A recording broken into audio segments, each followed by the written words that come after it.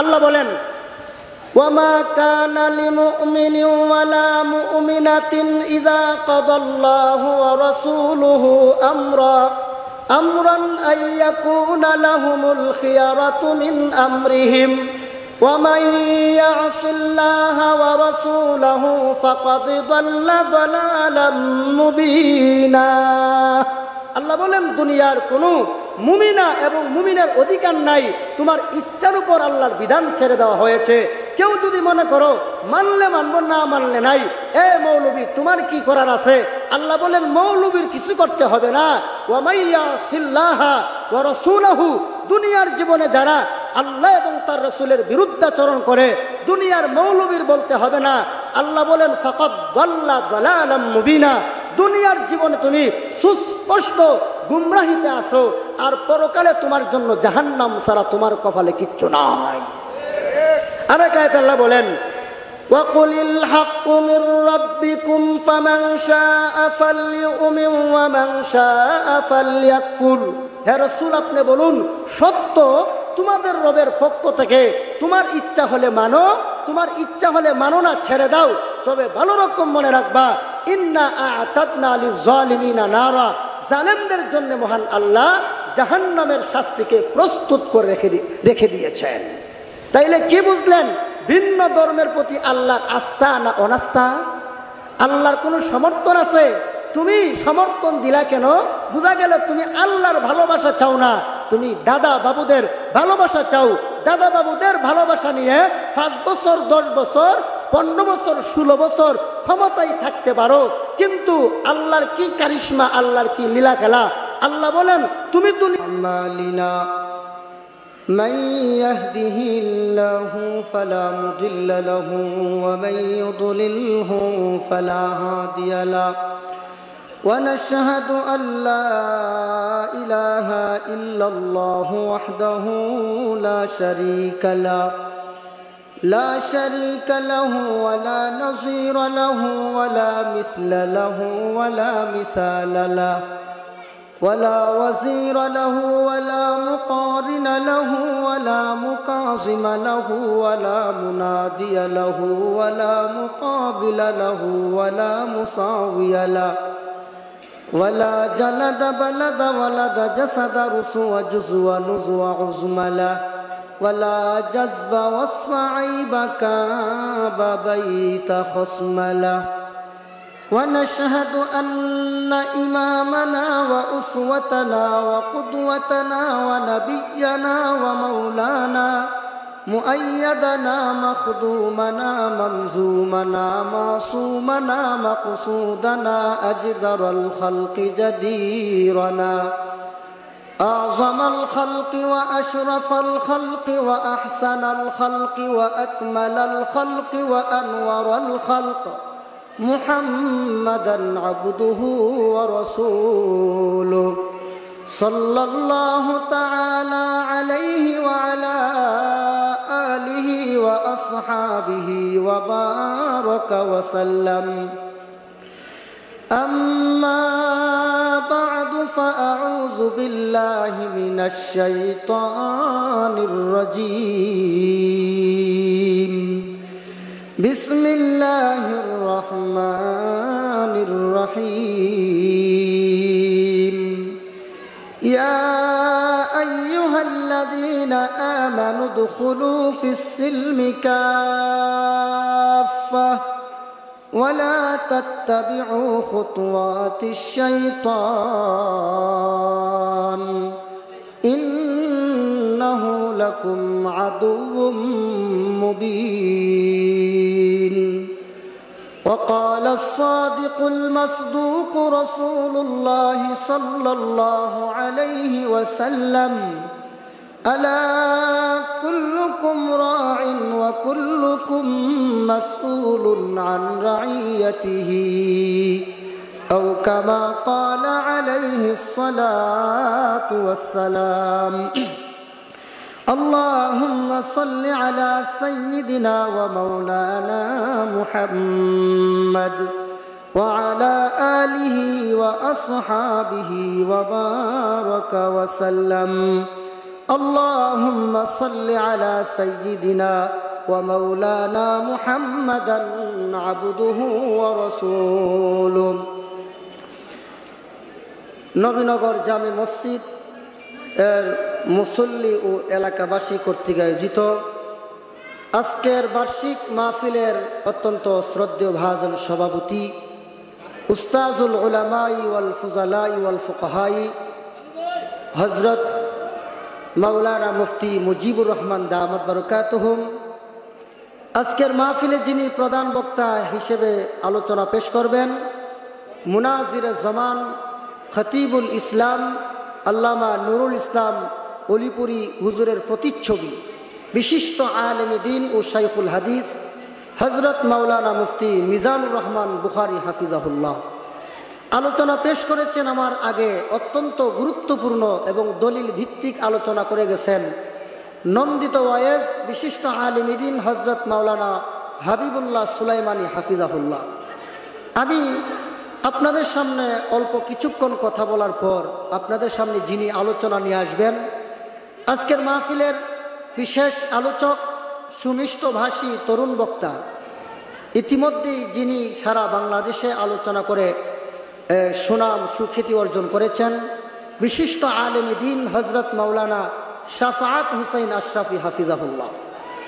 দিগার মুআজ্জাজ মুকাররম হযরত উলামায়ে কেরাম মুরব্বিয়ানে আজম দিন দরদি ইসলাম প্রিয় মুসলমান ভাই সব পর্দানিশীন আমার মা ও বোনেরা, আমি আপনাদের সামনে পবিত্র কোরআন শরীফের সূরাতুল বাকারার 208 নম্বর আয়াতে কারিমা তেলাওয়াত করেছি। তেলাওয়াতকৃত আয়াতটি অত্যন্ত গুরুত্বপূর্ণ এবং তাৎপর্যপূর্ণ একটি আয়াত। এই আয়াতের একটা শানে নুজুল আছে। শানে নুজুলটা হলো আমাদের মহানবী হযরত মুহাম্মদুর রাসূলুল্লাহ সাল্লাল্লাহু আলাইহি ওয়াসাল্লাম তিনি নবী হওয়ার পর ইসলামের সত্যতা যখন সর্বমহলে ছড়িয়ে পড়ল, তখন ইহুদিদের মধ্যে সবচেয়ে বড় আলেম এবং পণ্ডিত ছিলেন হযরত আব্দুল্লাহ ইবনে সালাম রাদিয়াল্লাহু আনহু। তিনি যখন ইসলামের সত্যতা বুঝতে পারলেন, তখন তিনি কালিমা পড়ে মুসলমান হয়ে গেলেন। মুসলমান হয়ে যাওয়ার পরে তিনি এবং তার কিছু সাথী সঙ্গীগণ চিন্তা করলেন যে আমি আগে একটা ধর্মে ছিলাম, ইহুদি ধর্মে। ইহুদি ধর্মে শনিবারকে সম্মান দেওয়া খুব নেকির কাজ। তো আমি যদি শনিবারকে সম্মান দেই আর উটের গোশত এবং দুধ পান না করি, তাহলে আমার আগের ধর্ম অর্থাৎ ইহুদি ধর্মের সাথে আমার একটা সামঞ্জস্যতা থাকে। আর শনিবার এবং উটের দুধ আর উটের গোশত না খাইলে ইসলামেরও কোনো ক্ষতি হয় না। তিনি ইসলাম ধর্ম গ্রহণ করার পর উটের গোশত খাওয়া বর্জন করলেন, উটের দুধ খাওয়া বর্জন করলেন।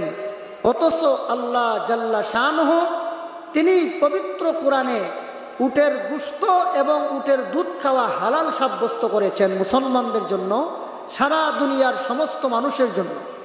তো যেটা হালাল তিনি নিজের উপর হারাম করেছেন ইহুদি ধর্মের সাথে সামঞ্জস্য রক্ষা করার জন্য। আর শনিবারকে সম্মান দেওয়া শুরু করলেন। তখন আল্লাহ তাআলা হযরত আব্দুল্লাহ ইবনে সালাম এবং তার সাথী সঙ্গীগণকে লক্ষ্য করে সূরাতুল বাকারার 208 নম্বর আয়াতে কারিমা নাজিল করে কিয়ামত পর্যন্ত সমস্ত উম্মতে মুসলিমাকে আল্লাহ একটা মেসেজ দিয়েছেন। মেসেজটা হলো, ইয়া আইয়ুহাল্লাযীনা আমানু, ও জগতের মুমিন মুসলমানরা, উদখুলু ফিস সিলমি কাফা, তোমরা ইসলামের ভিতরে পরিপূর্ণভাবে প্রবেশ করো। যদি ইসলাম ধর্মের অনুসারী হয়ে থাকো, তাহলে ইহুদি ধর্মের পছন্দনীয় কোনো কিছু তোমার কাছে লাগলেও ওটা পছন্দ করা যাবে না, ওটা আমল করা যাবে না। যেহেতু তুমি মুসলিম হয়ে গেছো, ইহুদি ধর্ম বলেন, খ্রিস্টান ধর্ম বলেন, দুনিয়ার যত ধর্ম আছে, অন্যান্য ধর্মের রীতিনীতি তোমার কাছে পছন্দ হলেও ওটা পালন করা যাবে না। কারণ একমাত্র ইসলাম ধর্ম হক, ইসলাম ধর্ম সত্য। জগতের যত ধর্ম আছে সমস্ত ধর্ম বাতিল। অন্য ধর্মের প্রতি আল্লাহর আস্থা নয়, অনাস্থা। অন্য ধর্মকে আল্লাহ স্বীকৃতি দেন নাই, সমস্ত ধর্ম বাতিল। আল্লাহ বলেন, তুমি মুসলমান হয়ে বাতিল ধর্ম অবলম্বন করবা, এটা কখনো হতে পারে না। অতএব যদি মুসলমান হওয়ার দাবি করো তাহলে ফিসসিলমি কাফা, ইসলামের ভিতরে পরিপূর্ণভাবে প্রবেশ করো। অথচ আমাদের মুসলমানদের মধ্যে অনেক এমনও আছে, তিনি মুসলমান কিন্তু উনার কাছে ইহুদি খ্রিস্টানদের রীতিনীতি বড় ভালো লাগে। দুনিয়ার হিন্দু, বৌদ্ধ, খ্রিস্টান তাদের রীতিনীতি বড় ভালো লাগে। এজন্য অনেক মুসলমানরাও খ্রিস্টানদের বড়দিন উপলক্ষে শুভেচ্ছা জানায়। শারদীয় দুর্গা পূজা উপলক্ষে একদল পাপিষ্ঠ মুসলমান শুভেচ্ছা জানায়। অথচ আল্লাহ পবিত্র কোরআনে বলেন, ইসলাম ধর্ম ছাড়া যত ধর্ম আছে সমস্ত ধর্ম বাতিল, একমাত্র আল্লাহর কাছে পছন্দনীয় এবং মনোনীত ধর্ম হলো ইসলাম। ইসলাম ছাড়া তুমি অন্য কোনো ধর্মের প্রতি শুভেচ্ছা জ্ঞাপন করতে পারো না। অথচ আমাদের দেশের এক শ্রেণীর দুনিয়া লোভী পাপিষ্ঠ মুসলমান, তারা দুনিয়ার স্বার্থ রক্ষা করার জন্য, রাজনৈতিক ফায়দা হাসিল করার জন্য, দাদা বাবুদের বাহবা নেওয়ার জন্য, তখন তারা হিন্দুদের পূজা অনুষ্ঠান আসলে তারা শুভেচ্ছা জানায়। আল্লাহ বলেন, ভিন্ন ধর্ম বাতিল ধর্মের প্রতি আমার শুভেচ্ছা নয়, আমার অনাস্থা। আমি আল্লাহর সমর্থন নেই, আমি ইসলাম ছাড়া কোনো ধর্মকে সমর্থন করি না। ইন্নাদ-দীনা ইনদাল্লাহিল ইসলাম, আল্লাহর কাছে মনোনীত পছন্দনীয় ধর্ম ইসলাম। তুমি অন্য ধর্মের প্রতি শুভেচ্ছা জ্ঞাপন করো, তুমি সত্যিকারের মুসলমান না, তুমি মুনাফিক। সম্মানিত হাজিরিন, আমাদের দেশের একদল রাজনীতিবিদ তাদেরকে শুভেচ্ছা জানায় কিনা? আপনারা জোরে বলেন, ঠিক কিনা? তো তুমি আল্লাহকে এবং তার রসুলকে, ইসলামকে প্রকৃতপক্ষে ভালোবাসো না, তুমি দুনিয়ার স্বার্থ হাসিল করার জন্য, দাদা বাবুদের বাহবা পাওয়ার জন্য, মসনদ দখল করার জন্য তুমি তাদেরকে শুভেচ্ছা জানাও। আল্লাহ বলেন, আমার পক্ষ থেকে শুভেচ্ছা নয়, আমার পক্ষ থেকে অনাস্থা, আমার পক্ষ থেকে ভিন্ন ধর্মের প্রতি সমর্থন নেই। তুমি দিলা কেন? তাইলে বোঝা গেল আল্লাহ কোরআনে বলেন, পৃথিবীতে দুইটা দল আছে, একটা দলের নাম হিজবুল্লাহ, একটা দলের নাম হিজবুশ শয়তান। তুমি যদি হিজবুল্লাহ অর্থাৎ আল্লাহর দলের অনুসারী হয়ে থাকো, বাতিল ধর্মকে তুমি শুভেচ্ছা বিনিময় করতে পারো না, তাইলে তুমিও সেই দলের অন্তর্ভুক্ত। পরিষ্কার ভাষায় আল্লাহর হাবিব ঘোষণা দিয়েছেন, মান তাশাব্বাহা বিকৌমিন ফাহুয়া মিনহুম। আল্লাহ রাসূল বলেন, কেউ যদি কোনো অন্য বিজাতিদের বেশভূষা, কৃষ্টি, কালচার, তাহজিব, তামাদ্দুন, তাদের আদর্শ যদি গ্রহণ করে এবং শুভেচ্ছা জানায়, তুমিও মুসলমানের অন্তর্ভুক্ত থাকো না, তুমিও তাদের দলের অন্তর্ভুক্ত হয়ে যাও।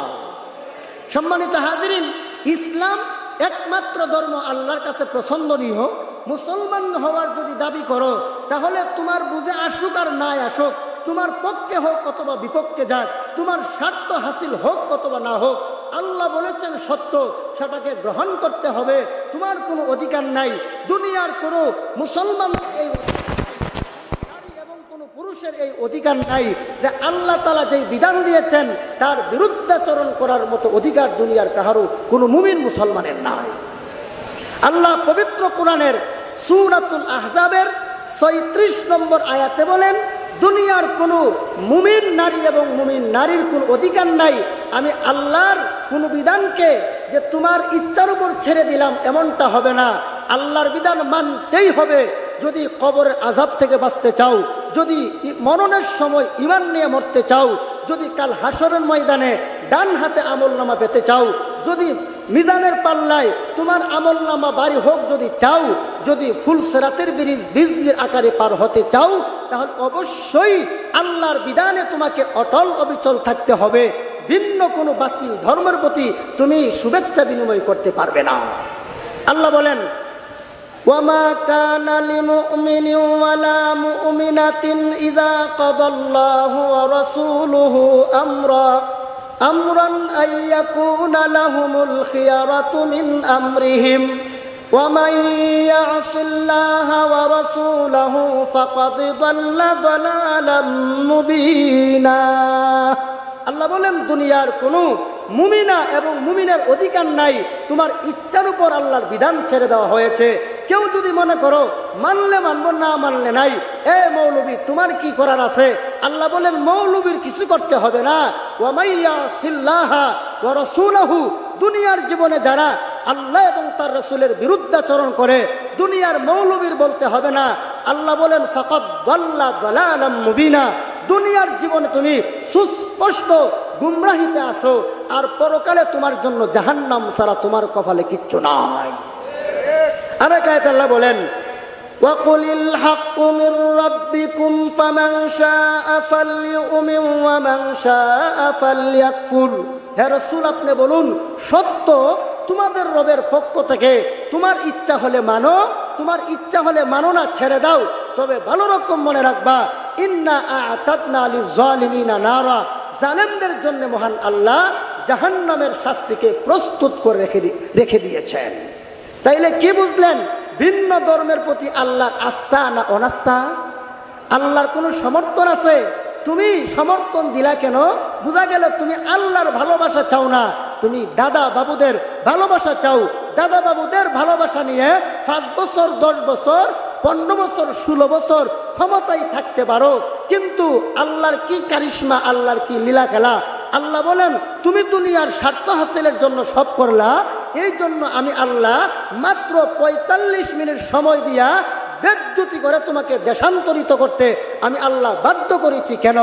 দাদা বাবুদের সমর্থন পাওয়ার জন্য যা দরকার তা করেছো, আমার সমর্থন পাওয়ার জন্য, আমার সন্তুষ্টি অর্জন করার জন্য কিছুই করো নাই, বরং ক্ষমতা আসার পরে আল্লাহর কোরআনের বিরুদ্ধে এমন বিশুদ্ধার করেছো, নারী পুরুষ সম্পত্তিতে সমান অধিকার নিশ্চিত করবা এমন অঙ্গীকার দিয়ে তুমি ক্ষমতায় এসেছিলা। এই জন্য দুনিয়াতেও বেজ্জতি হইলা, পরকালে কপালে জাহান্নাম ছাড়া কিচ্ছু নাই। জোরে বলুন ঠিক কিনা? সম্মানিত হাজিরিন, ইসলাম যদি ভালো না লাগে তাহলে আল্লাহ বলেন যা মন চা তা করো, তবে ভালো রকম মনে রাখো পরকালে তোমাদের কপালে জাহান্নামের আগুন ছাড়ার কিচ্ছু নাই। এরপর আল্লাহ বলেন ওয়ালা তাত্তাবিউ খুতুওয়াতিশ শাইতানি ইন্নাহু লাকুম আদুউম মুবিন। ও দুনিয়ার মুমিন মুসলমান, একটা নসিহত শুনো, দুনিয়াতে যতদিন থাকবা ততদিন পর্যন্ত শয়তানকে বন্ধু বানায়ও না, কারণ শয়তান তোমাদের বন্ধু নয়, শয়তান তোমাদের সুস্পষ্ট দুশমন। কত বড় দুশমন! আল্লাহ পাক যখন আদমকে বানাইলেন, আল্লাহ বললেন ও শয়তান, ও ইবলিস, আমার আদমকে সাজদা করো। শয়তান বলে আল্লাহ আদমকে কেন সাজদা করব? আদমের চেয়ে আমার দাম বেশি, পাওয়ার বেশি, কারণ আমি হলাম আগুনের তৈরি আর আদম হলো মাটির তৈরি। আগুনের দাম বেশি, আগুনের গতি উপরের দিকে, আগুন হলো আলো, মাটির গতি নিচের দিকে, মাটি হলো অন্ধকার। সুতরাং কেন তাকে মানব? আল্লাহর বিরুদ্ধে যুক্তি তর্ক উপস্থাপন করলো। পৃথিবীর ইতিহাসে বলা হয় সবচেয়ে প্রথমে যুক্তিবাদী হলো শয়তান। সুতরাং কোনো আলেমের শেষে যুক্তিবাদী শব্দ লেখা জায়েজ নাই, হারাম, কারণ যুক্তিবাদী হলো শয়তান। সম্মানিত হাজিরিন, তো আল্লাহ বলেন শয়তানে অনুসরণ করো না। কেন? কারণ শয়তান তোমাদেরকে জাহান্নামে পৌঁছানোর সব ধরনের আয়োজন সম্পন্ন করবে।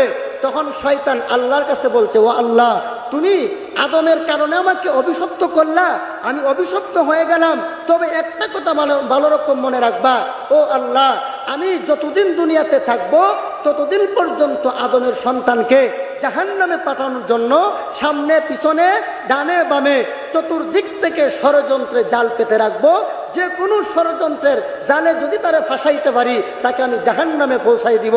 আল্লাহ বলেন, ও শয়তান, তুই যদি আমার আদমের সন্তানের বিরুদ্ধে, আমার বান্দাদের বিরুদ্ধে যতই কলকাঠি নাড়স না কেন, যতই ষড়যন্ত্র করস না কেন, আমার বান্দা যদি সে তার অতীতের গুনাহের উপর লজ্জিত আর অনুতপ্ত হইয়া আমি আল্লাহর কাছে তওবা করে, আমি আল্লাহ ঘোষণা দিলাম আমার বান্দার চোখের পানি নাকের আগায় পৌঁছার আগে তার জীবনের গুনাহ মাফ করে দেব।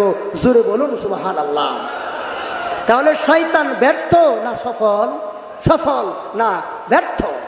তো শয়তান মানুষকে জাহান্নামে পৌঁছানোর জন্য যত রকমের ষড়যন্ত্র করে, কোরআন এবং হাদিস রিসার্চ করলে দেখা যায় যে 6 রকমের জাল পাতে আদম সন্তানকে জাহান্নামে পাঠানোর জন্য।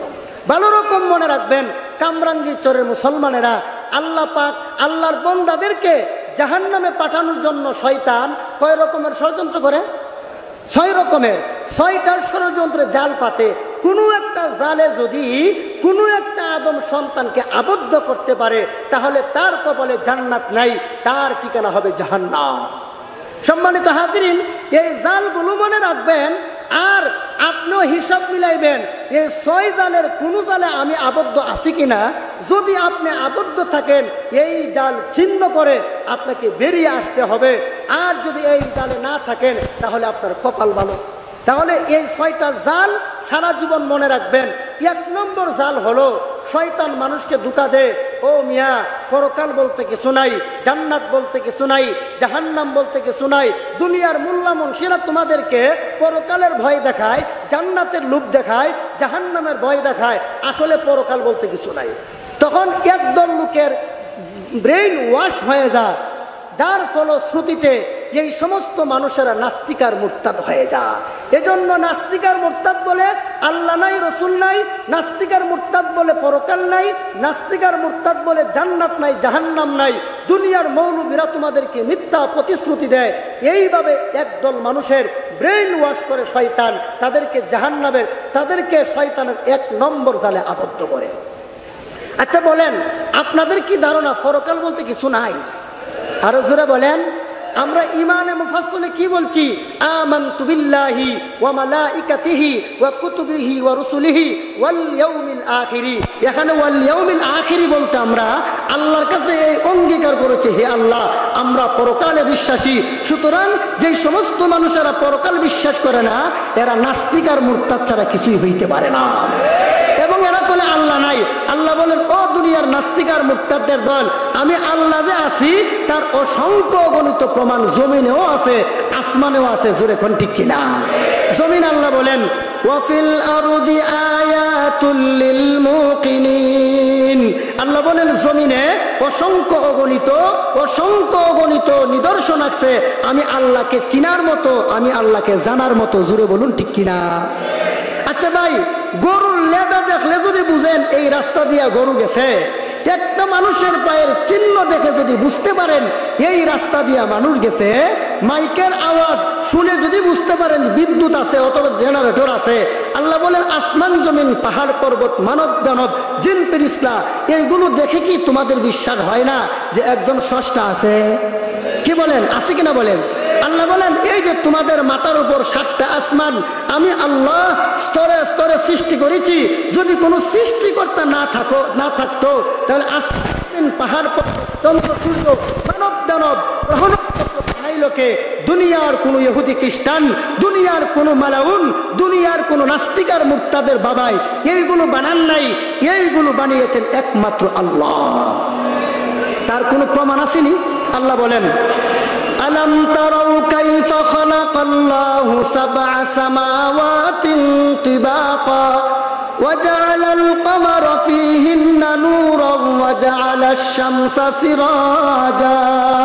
আল্লাহ বলেন, ও দুনিয়ার মানব জাতিরা, তোমরা কি গবেষণার দৃষ্টিতে তাকায় দেখো না আমি আল্লাহ স্তরে স্তরে 7টা আসমান তৈরি করলাম। প্রথম আসমানের নিচে আমি আল্লাহ সূর্যকে সৃষ্টি করলাম, চন্দ্রকে সূর্য সৃষ্টি করলাম। সূর্য একটা নিদর্শন, চন্দ্র একটা নিদর্শন। আল্লাহ তাআলা বলেন আসমানের নিচে মহাশূন্যে এই যে চন্দ্র সূর্য প্রত্যেকেই যার যার কক্ষপথে বিচরণ করছে, অবশ্যই এইগুলো পরিচালনা করার জন্য একজন স্রষ্টা আছে, সেই স্রষ্টার নাম হলো আল্লাহ। আপনারা ট্রেনে চলেন, বাসে চলেন, বিমানে চলেন, আচ্ছা বলুন তো দেখি ট্রেন কি ড্রাইভারবিহীন চলতে পারে? আমার কথা বুঝেন তো ভাই? ট্রেন কি ড্রাইভারবিহীন চলতে পারে? চলতে পারে না। ট্রেন ড্রাইভারবিহীন চলতে পারে না, বাস ড্রাইভারবিহীন চলতে পারে না, বিমান পাইলটবিহীন চলতে পারে না।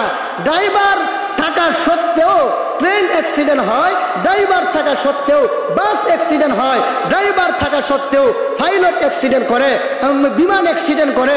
আল্লাহ বলেন, এই যে আমি আল্লাহ মহাশূন্যে চন্দ্র সূর্য সহ অসংখ্য অগণিত গ্রহ উপগ্রহ যে এই মহাশূন্যে বিচরণ করছে, আল্লাহ তাআলা বলেন ড্রাইভার ছাড়া কখনো এইগুলো বিচরণ করা সম্ভব নয়। আপনারা দেখবেন এই যে ঢাকা থেকে মাওয়া পর্যন্ত কত সুন্দর রাস্তা, এরকমের রাস্তা বাংলাদেশও নাই। জোরে কোন ঠিক কিনা? ঢাকার মানুষের ট্যাক্স দেয়, নরসিংদীর মানুষের ট্যাক্স দেয়, গাজীপুরের মানুষের ট্যাক্স দেয়, তারপরে নারায়ণগঞ্জের মানুষের ট্যাক্স দেয়। এই জেলাগুলো তো সবচেয়ে বেশি ধনী জেলা, কি বলেন?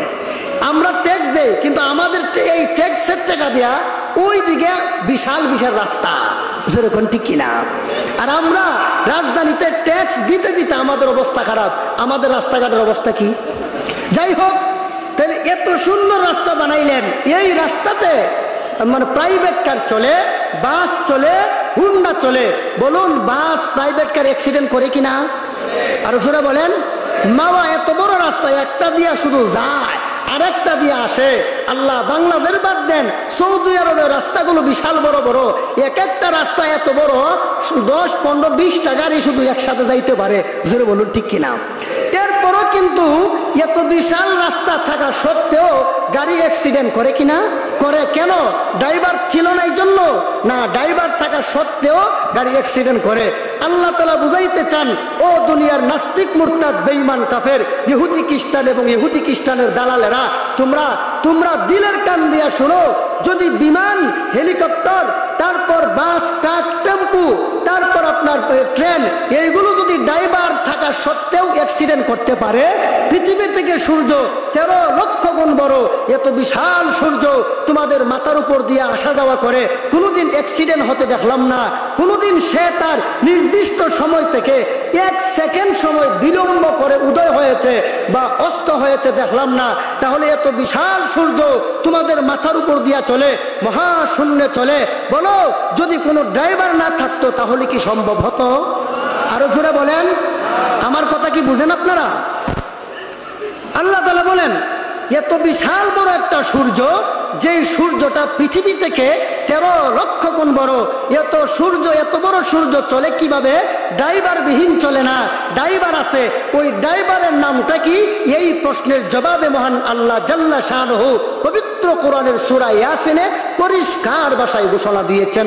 আল্লাহ বলেন, والشمس تجري لمستقر لها ذلك تقدير العزيز العليم والقمر قدرناه منازل حتى عاد كالعرجون القديم। আল্লাহ বলেন ওয়াশ-শামসু তাজরি, সূর্য চলে, যায় কোথায়? দুনিয়ার নাস্তিক মুরতাদদের বাবার বাড়ি যায়।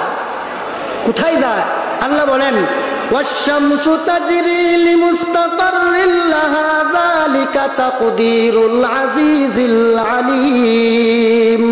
আল্লাহ বলেন সূর্য একটা নিদর্শন, এই সূর্য চলে কোথায়? তার নিজস্ব কক্ষপথে বিচরণ করে। তাহলে এত বড় বিচরণশীল সূর্যকে নিয়ন্ত্রণ করে কে? আয়াতের শেষে বলেন যালিকা তাকদীরুল আজিজিল আলিম, এটা নিয়ন্ত্রণ করে মহানিয়ন্ত্রক আল্লাহ। জুড়ে বলুন সুবহানাল্লাহ। ওয়াল কমর কদ্দারনাহু মানাজিলা হাত্তা আদা কাল উরজুনিল কদিম। আল্লাহ তাআলা বলেন শুধু এই সূর্যটা শুধু তার কক্ষপথে চলে না, চন্দ্র তার কক্ষপথে চলে। প্রত্যেকেই যার যার কক্ষপথে বিচরণ করে।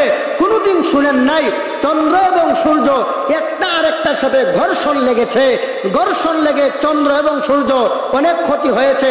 এমনটা কোনোদিন শুনেন নাই। কেন?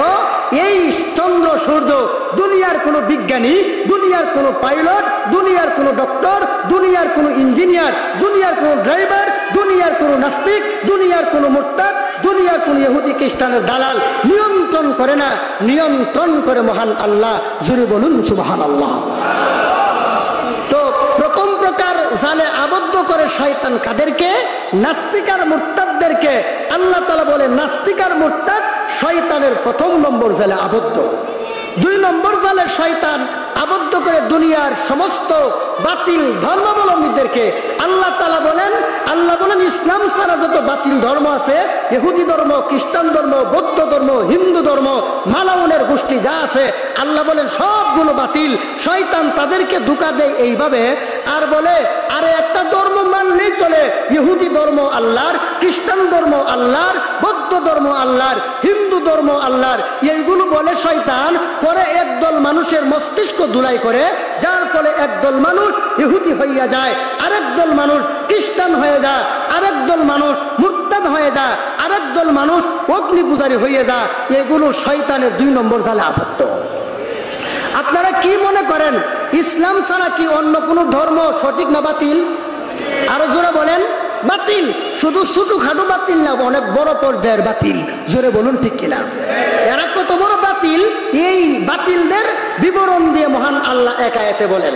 আল্লাহ তাআলা বলেন, وَمَن يَبْتَغِ غَيْرَ الْإِسْلَامِ دِينًا فَلَن يُقْبَلَ مِنْهُ وَهُوَ فِي الْآخِرَةِ مِنَ الْخَاسِرِينَ। আল্লাহ বলেন ইসলাম ছাড়া অন্য ধর্ম যারা অবলম্বন করো, যারা অন্বেষণ করো, ওটা কখনো আল্লাহর কাছে গ্রহণযোগ্য হবে না, ওটা প্রত্যাখ্যানযোগ্য। ইসলাম ছাড়া অন্য ধর্ম যারা গ্রহণ করো, তোমাদের কখনো মনের আশা পূরা হবে না, তোমরা পরকালে চরমভাবে ক্ষতিগ্রস্ত হবে। আল্লাহ কি বলছেন? ইসলাম ছাড়া সব ধর্ম হক না বাতিল? একমাত্র ইসলাম হক, সমস্ত ধর্ম বাতিল।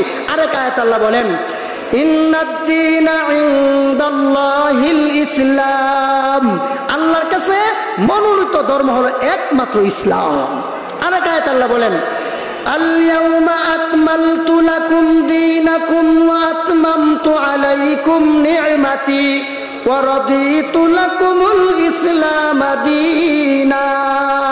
আল্লাহ বলেন আজকের দিনে, অর্থাৎ বিদায় হজের ভাষণ যেদিন দিয়েছিলেন, জিলহজের 9 তারিখ আরাফার ময়দানে আসর নামাজের পরে মুহাম্মদুর রাসূলুল্লাহর কাছে আল্লাহ তাআলা সূরাতুল মায়েদার এই আয়াত নাজিল করে বলেন, ও মুহাম্মদুর রাসূলুল্লাহ, তার সাথী সঙ্গী সাহাবাগণ, ও কিয়ামত পর্যন্ত আনেওয়ালা সমস্ত উম্মতে মুসলিমা শোনো, আল ইয়াউমা আকমালতু লাকুম দীনাকুম। আজকের দিন তথা বিদায় হজের ভাষণের দিনে আমি আল্লাহ তোমাদের জন্য তোমাদের দিনকে আমি আল্লাহ কমপ্লিট করে দিলাম। শুধু তা নয়, ওয়া রাদিতু লাকুমুল ইসলাম দীনা। তোমাদের জন্য আমি আল্লাহ ইসলামকে এমন একটা ধর্ম হিসেবে মনোনীত করলাম, যেই ধর্মের উপর আমি আল্লাহ সন্তুষ্ট। তাহলে আল্লাহ তাআলা সূরাতুল মায়েদার এই আয়াতে ইসলাম ধর্মের উপর আল্লাহ সন্তুষ্ট এই ঘোষণা দেওয়ার পরেও যেই সমস্ত দুনিয়া লোভীরা, যেই সমস্ত ছাত্রন্বেষী মহল, যেই সমস্ত দাদা বাবুরের দালাল না, তোমরা তাদের মনোরঞ্জনের জন্য, তাদের সন্তুষ্টি অর্জনের জন্য তাদেরকে শুভেচ্ছা জানাও। আল্লাহ বলেন আমি এই ইসলামের উপর সন্তুষ্ট, আর তুমি আরেক ধর্মের উপর তুমি সন্তুষ্ট জ্ঞাপন করো, তুমি সত্যিকারের মুসলমান নও, তুমি মুনাফিক। কিন্তু ভালো রকম মনে রাখবেন, মুনাফিকদের কোনো ইজ্জত নাই, একমাত্র ইজ্জতের মালিক আল্লাহ। আল্লাহ বলেন এরপরে আমার রাসূল, এরপরে মুমিন, 3 দল লোক, তিনটা ইজ্জত আছে। প্রথম ইজ্জতটা হলো একমাত্র আল্লাহর, এরপরে ইজ্জতটা নবীদের, 3 নম্বর ইজ্জতটা হলো মুমিন মুসলমানের। মুনাফিকদের কোনো ইজ্জত আর সম্মান নাই। ইজ্জতের আরো সম্মানের আরো ব্যাখ্যা আছে। সর্বপ্রথম যে মর্যাদাটা, সেই মর্যাদার মালিক একমাত্র আল্লাহ। 2 নম্বর মর্যাদার মালিক আমাদের নবী মুহাম্মদুর রাসূলুল্লাহ। 3 নম্বর মর্যাদার মালিক সমস্ত নবী রাসূলগণ। 4 নম্বর মর্যাদার মালিক নবীর সাহাবাগণ। 5 নম্বর মর্যাদার মালিক উলামায়ে কেরাম। 6 নম্বর মর্যাদার মালিক নেককার, দিনদার, পরহেজগার সাধারণ মুমিন মুসলমান। 7 নম্বর মর্যাদার মালিক পাপিষ্ঠ মুসলমান। আর কোনো মর্যাদা নাই। আল্লাহর কাছে 7টা মর্যাদা। প্রথম মর্যাদার মালিক আল্লাহ, দ্বিতীয় মর্যাদার মালিক মুহাম্মদুর রাসূলুল্লাহ, 3 নম্বর মর্যাদার মালিক সমস্ত নবী রাসূলগণ, 4 নম্বর মর্যাদার মালিক মুহাম্মদুর রাসূলুল্লাহর সাহাবাগণ, 5 নম্বর মর্যাদার মালিক মুহাম্মদুর রাসূলুল্লাহর উম্মতের হক্কানি আলেমদের, 6 নম্বর মর্যাদার মালিক মুহাম্মদুর রাসূলুল্লাহর উম্মতের মধ্যে যারা দিনদার, নেককার, পরহেজগার, মুত্তাকি তাদের। 7 নম্বর মর্যাদার মালিক হলো মুহাম্মদ সাল্লাল্লাহু আলাইহি ওয়াসাল্লামের উম্মতের মধ্যে যারা নামকেও আসতে মুসলমান, কিন্তু নামাজ নাই, রোজা নাই, হালাল নাই, হারাম নাই, এরপরেও তার একটা মর্যাদা আছে। কেন? সে আল্লাহর উপর ঈমান আনার কারণে। জোরে বলুন সুবহানাল্লাহ। আল্লাহ বলেন ওয়ালিল্লাহিল ইজ্জাতু ওয়া লিরাসূলিহি ওয়া লিল মুমিনিনা ওয়ালাকিন্নাল মুনাফিকিনা লা ইয়ালামুন। আল্লাহ বলেন ইজ্জতের মালিক আল্লাহ, ইজ্জতের মালিক নবী রাসূলগণ, ইজ্জতের মালিক মুমিন মুসলমানগণ। তাহলে তোমরা যে মুনাফিকি করো, তোমাদের এই মুনাফিকি সাকসেস হবে না। তোমরা দুনিয়াতে বেজ্জতি হয়ে মরবা, আর পরকালেও আল্লাহর কাছে জবাবদিহি করতে হবে।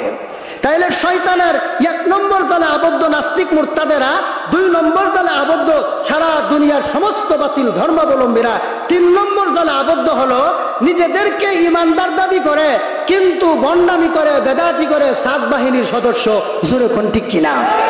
আমাদের দেশের সাত বাহিনীর সদস্যরা এরা চরমপন্থী, এরা সন্ত্রাসী। এতদিন পর্যন্ত এই সাত বাহিনীর সদস্য বিগত সরকারের বাহবা পেয়ে, বিগত সরকারের আঁচলের ভিতরে থাইকা তারা অনেক কিছু করেছে এবং দাদা বাবুদের মনোরঞ্জনের জন্য 2018 সালের ডিসেম্বর 1 তারিখে টঙ্গী ইজতেমা ময়দানে জাতির শ্রেষ্ঠ সন্তান উলামায়ে কেরামের শরীরের রক্ত জড়িয়ে তারা এই দেশে সন্ত্রাসী কর্মকাণ্ড সূচনা করেছিল দাওয়াত তাবলীগের মাধ্যমে। তারপর আবার 2024 সালে আইসা আবারও সেই একই কায়দায় সেই ভারতীয় দালালরা এরা আবারও টঙ্গী বিশ্ব ইজতেমা ময়দানে আমার বাবার বয়সী, আমার ভাইয়ের বয়সী বৃদ্ধ লোকদেরকে, যারা একেবারে অতি শহর এদের উপরে ঘুমন্ত অবস্থায় এই সন্ত্রাসী বাহিনী নির্মমভাবে হত্যাকাণ্ড চালিয়েছে। সুতরাং যারা দাওয়াত তাবলীগের মাধ্যমে নির্মম হত্যাকাণ্ড ঘটায় এরা জগতের আর কেউ নয়, এরা নিঃসন্দেহে ইহুদি খ্রিস্টানের দালাল, নিঃসন্দেহে দাদা বাবুদের দালাল, এত কোনো সন্দেহ নাই। তাহলে সাত বাহিনী এরা জগতের আর কেউ নয়, এরা ইহুদি খ্রিস্টানের দালাল, এরা দাজ্জাল, এরা কাজ্জাব। এরা বলে দাওয়াত তাবলীগের, এরা বলে মূল ধারার সাথী। এরা নাকি মূল ধারার সাথী, এরা মূল ধারার সাথী না, এরা ভুল ধারার সাথী। একটা হলো মূল ধারা, একটা হলো ভুল ধারা। বর্তমান সাত বাহিনী মূল ধারার সাথী নয়, এরা ভুল ধারার সাথী। এরা বিশ্ব সন্ত্রাসী, ইসরায়েলের দূষর, বিশ্ব সন্ত্রাসী, ভারতের দূষর। এরা সত্যিকারের মুমিন মুসলমান নয়। তাহলে আমাদের দেশের কাদিয়ানীরা যেই পথে, আমাদের দেশের সাদিয়ানীরাও সেই পথে। জোরে বলুন ঠিক কিনা? কাদিয়ানী যেমন ভারতের তৈরি, সাদিয়ানীও ভারতের তৈরি। বাংলাদেশ কোনোদিন বাতিলদেরকে প্রশ্রয় দেয় না। এই বাংলাদেশে কোনো বাতিলদের জন্ম হয় না। যত বাতিল বাংলাদেশে আসে সব ভারত থেকে আসে, আর না হয় পাকিস্তান থেকে আসে। সমস্ত বাতিলদের ঠিকানার নাম হলো ভারত। এই ভারতের জমিনে বৈশা বিশ্ব সন্ত্রাসী সাত বাহিনী তারা আমাদের উপর এইভাবে অতর্কিত হামলা করে সারা দুনিয়ার সমস্ত ইসলাম বিদ্বেষীদের সামনে মুসলমানদেরকে কলঙ্কিত করেছে। তাইলে একটা কথা ভালো রকম মনে রাখবেন, সাত বাহিনী কোনোদিন সত্যিকারের মুসলমান নয়। এরা হলো দাজ্জাল, এরা হলো কাজ্জাব। দাজ্জাল আসার আগে কিছু আলামত আছে না? কি বলেন? আলামত আসেনি? বৃষ্টি আসার আগে কিছু আলামত আছে। আকাশ মেঘাচ্ছন্ন হয়, তারপর একটা ঠান্ডা বাতাস প্রবাহিত হয়, এরপরে বৃষ্টি আসে। ঠিক তেমনি ভাবে দাজ্জাল আসার আগেও কিছু আলামত আছে। এর মধ্যে একটা আলামতের নাম কাদিয়ানী, আর একটা আলামতের নাম সাদিয়ানী। জোরে বলুন ঠিক কিনা? আল্লাহ তাআলা, আল্লাহ রসুল মুহাম্মদুর রাসূলুল্লাহ সাল্লাল্লাহু আলাইহি সাল্লাম তিনি সহিহ মুসলিম শরীফ প্রথম খণ্ড মুকদ্দিমার মধ্যে একটা হাদিস আছে, 10 নম্বর পৃষ্ঠা একটা হাদিস আছে। আল্লাহ রসুল বলেন, ইয়াকুনু ফি আখিরিজ জামানি দাজ্জালুনা কাযযাবুনা ইয়াতুনাকুম মিনাল আহাদিস বিমা লাম তাসমাউ আনতুম ওয়ালা আবাউকুম ফাইয়াকুম ওয়া ইয়্যাহুম লা ইউদিল্লুনাকুম ওয়া লা ইফতিনুনাকুম। আল্লাহ রাসূল বলেন, হে আমার উম্মত মুসলমানেরা, শেষ জামানায় মিথ্যাবাদী দাজ্জালদের আবির্ভাব ঘটবে। এরা এমন নতুন নতুন কথা বানাইয়া ইসলামের নামে চালায় দিবে, ধর্মের নামে চালায় দিবে। সাবধান আমার মুসলমানেরা, এরা সত্যিকারের মুসলমান নয়। তোমরা তাদের কাছে যাইও না, তাদেরকেও তোমাদের কাছে আসতে দিও না। কেন? এরা ইসলামের নামে এমন অপব্যাখ্যা করবে যেই ব্যাখ্যার কথা অনুসরণীয় যুগের মুসলমানদের আকীদায় ছিল না। এরাই মিথ্যাবাদী দাজ্জাল, এদের সামনে যায় না। দাজ্জাল শব্দের ব্যাখ্যা করতে গিয়া সহিহ মুসলিম শরীফের ভূমিকার 10 নম্বর পৃষ্ঠার শেষের দিকে আছে কুল্লু কাজ্জাবিন ফাহুয়া দাজ্জালুন, প্রত্যেক মিথ্যাবাদী দাজ্জাল। তাহলে আপনারা বলুন, সাত বাহিনী এরা কি মূল ধারার সাথী না ভুল ধারার সাথী? আরো জোরে বলেন না। ওরা মূল ধারার সাথী না, ওরা ভুল ধারার সাথী। ভুল ধারার সাথী হয়েও মূল ধারার সাথী বলে এরা মিথ্যাবাদী। সহিহ মুসলিম শরীফের মুকাদ্দিমার ভাষ্য অনুযায়ী এরাও দাজ্জাল। দাজ্জাল শব্দটা 3 প্রকার লোককে বোঝানোর জন্য ব্যবহৃত হয়। প্রথম প্রকার দাজ্জাল হলো যারা মিথ্যা খোদা হওয়ার দাবিদার, এরা দাজ্জাল। 2 নম্বরের দাজ্জাল হলো যারা মিথ্যা নবী হওয়ার দাবিদার। 3 নম্বরের দাজ্জাল হলো যারা ধর্মের নামে অপব্যাখ্যা করে। তাহলে বলুন, সাত বাহিনী ধর্মের নামে অপব্যাখ্যা করে কিনা? সুতরাং সাত বাহিনী এরা সত্যিকারের মুসলমান নয়, এরা বাতিল পন্থীদের গুপ্তচর। সম্মানিত হাজিরিন, আমি আলহামদুলিল্লাহ সব বাতিলদেরকে শায়েস্তা করার জন্য, এটা আমার কেন জানে আমার ভালোই লাগে। আজকেও মসজিদে বলে দিছি, আমার দেহে যতদিন পর্যন্ত 1 ফোঁটা রক্ত থাকবে বাতিল পন্থীদেরকে কোনো ছাড় দেওয়া নাই। বাতিলদেরকে শায়েস্তা করা কত প্রকার ও কি উলামায়ের দেওবন্দের সন্তানেরা জানে। সম্মানিত হাজিরিন, তাহলে আপনারা কি বুঝলেন? বাতিল পন্থীদের গুপ্তচর সাত বাহিনী এরা শয়তানের কত নম্বর জালে আবদ্ধ? 3 নম্বর জালে। কয় নম্বর জালে আবদ্ধ? আর কাদিয়ানীরা 2 নম্বর জালে আবদ্ধ। কত নম্বর জালে আবদ্ধ? 2 নম্বর জালে আবদ্ধ। কারণ এরা মুসলমান না, এরাও কাফের। কাদিয়ানীদেরকে যারা বলে যে কাদিয়ানীরা মুসলমান না, আল্লাহ ভালো জানে। অনেক রাজনীতিবিদ আছে, অনেক সুশীল সমাজের লোক আছে, এত বড় সুশীল উনি, উনার মাথার মধ্যে একটা চুলো না, স্টেডিয়াম। জোরে কোন ঠিক কিনা?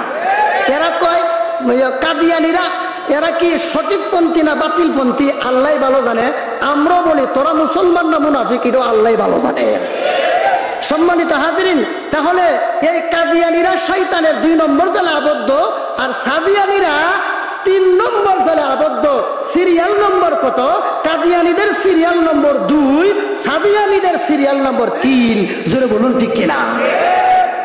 আল্লাহ রাসূল কাদিয়ানীদের ব্যাপারে বলেন, লা তাকুমুস সাআতু হাত্তা ইউবআসা দাজ্জালুনা কাযযাবুন কুল্লুহুম ইয়াজআমু আন্নাহু নাবিয়্যুন লা নাবিয়্যা ওয়া আনা খাতামুন নাবিয়্যিনা লা নাবিয়্যা বাদি। আল্লাহ রাসূল বলেন, আমার পরে মিথ্যাবাদী দাজ্জালদের আবির্ভাব হবে। এরা সবাই দাজ্জাল, এরা সবাই নবুয়তি দাবি করবে। সুতরাং আল্লাহর হাবিবের ভাষ্য অনুযায়ী এরাও মিথ্যাবাদী দাজ্জাল, তবে শয়তানের 2 নম্বর জালে আবদ্ধ। সম্মানিত হাজিরিন, 1 নম্বর জালে আবদ্ধ ইহুদিয়া সারা দুনিয়ার নাস্তিকার মুরতাদেরা, 2 নম্বর জালে আবদ্ধ দুনিয়ার ইহুদি খ্রিস্টান এবং কাদিয়ানীরা, মালাউনের গোষ্ঠী যারা গোমূত্র পান করো তোমরা 2 নম্বর জালে আবদ্ধ। গোমূত্র পানকারীদের সাথে আমাদের কোনো সম্পর্ক নাই। জোরে কোন ঠিক কিনা? আপনারা যারা পিছনে বসা ওনারা বলে না কিছু, আপনারা এখান থেকে পরিষ্কার করে যেতে হবে। হাসর করবেন গোমূত্র পানকারীদের সাথে না মুহাম্মদুর রাসূলুল্লাহর সাথে, এই সিদ্ধান্ত এখান থেকে করে যেতে হবে। বলুন, আপনারা কি গোমূত্রদেরকে বন্ধু বানাইতে চান না মুহাম্মদুর রাসূলুল্লাহর সাথে জান্নাতে যেতে চান? হ্যাঁ, আমার জীবন চলে যাক, সম্মান চলে যাক, অর্থ সম্পদ সব চলে যাক, আল্লাহ বলেন এরপরেও ইসলামের উপর তোমাকে অটল অবিচল থাকতে হবে। জোরে কোন ঠিক কিনা? এরপর আল্লাহ বলেন, শয়তানের 4 নম্বর জালে আবদ্ধ হলো দুনিয়ার কিছু পাপিষ্ট মুসলমান আছে যাদের নামাজ নাই, রোজা নাই, হজ নাই, যাকাত নাই, মদ খায়, গাঞ্জা খায়। জোরে কোন ঠিক কিনা? এরা দুনিয়ার মুসলমান পাপিষ্ট, এরা 4 নম্বর জালে আবদ্ধ। জোরে কোন ঠিক কিনা? যারা আল্লাহর বিধান মানে না, এরা 4 নম্বর জালে আবদ্ধ। মনে রাখেন, 5 নম্বর জালে আবদ্ধ হলো নামাজি মুসলমান, তবে উনি মানুষের দেখানোর জন্য হজ করে, মানুষের বাহবা পাওয়ার জন্য দান করে, উনি মানুষের কাছে বুজুর্গ সাজার পরে উনি বিভিন্ন রকমের নফল নামাজ পড়ে, নফল নামাজে দাঁড়ায় যায় আর বলে কো ইমাম সাহেবের আমল ভালো না, মুয়াজ্জিন সাহেবের আমল ভালো না। কেন? মাগরিবের পরে যে আওয়াবিল পড়া লাগে এটা হুজুরে পড়ে না, তারপরে এশাকের নামাজ পড়ে না, আওয়াবিল পড়ে না।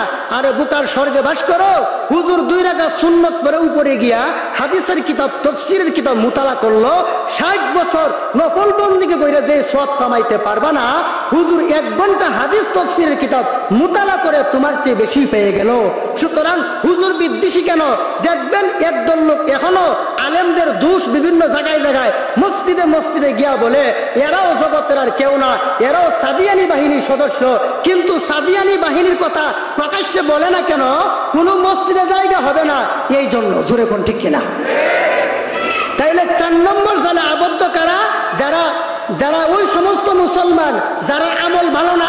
3 নম্বর 5 নম্বর হলো আমল ভালো কিন্তু লোক দেখানো আমল।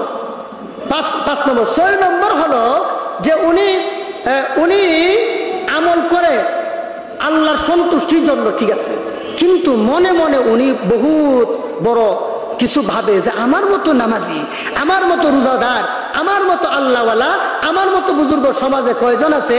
এই সমস্ত কথা মনে মনে বলে। আল্লাহ তাআলা বলেন তুইও শয়তানের জালে আবদ্ধ, কিন্তু তুই শয়তানের 6 নম্বর জালে আবদ্ধ।